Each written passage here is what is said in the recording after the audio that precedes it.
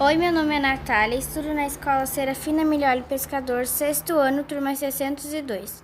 Prêmio ASICA de Matemática 2018, questão 11 do 8º ano.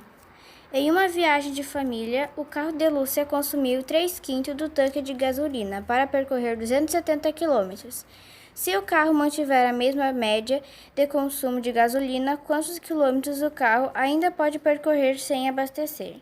A. 170 km, B. 180 km, C. 200 km, D. 220 km ou E. 270 km. Olá, pessoal! Nós vamos resolver agora a questão número 11 do Prêmio ASIC de Matemática 2018, questão que está na prova do 8º ano. A questão fala sobre o consumo médio de combustível de um carro para percorrer uma certa distância. Eu montei um esquema aqui ao lado para nós conseguirmos solucionar essa questão. Segundo o problema, foram consumidos 3/5 do tanque de combustível e com esse consumo foi percorrido 270 km. O importante saber nesse tipo de questão é que o denominador de uma fração, ele sempre representa em quantas partes o nosso todo foi dividido. Ou seja, o todo para essa questão está dividido em 5 partes. O numerador de uma fração, ele representa quantas partes desse todo foram consumidas, ou seja, até o momento foram consumidos 3 partes do tanque de um total de 5 que ele tem, certo?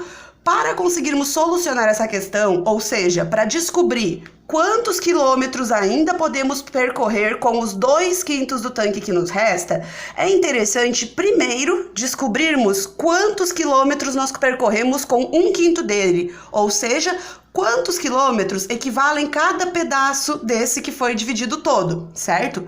Para isso, nós vamos fazer o quê? Se com 3/5 percorremos 270 quilômetros, dividiremos o 270 por 3 e aí a gente consegue obter o valor de 1/5.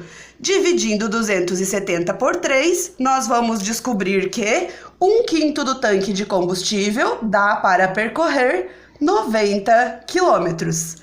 Seguindo este raciocínio, se com 1/5 do tanque eu percorro 90 quilômetros e nós ainda temos 2/5 de tanque de combustível, nós conseguiremos percorrer 90 quilômetros para cada 1/5, totalizando 180 quilômetros com os 2/5 que nos restam. Sendo assim, a nossa opção correta será a letra B.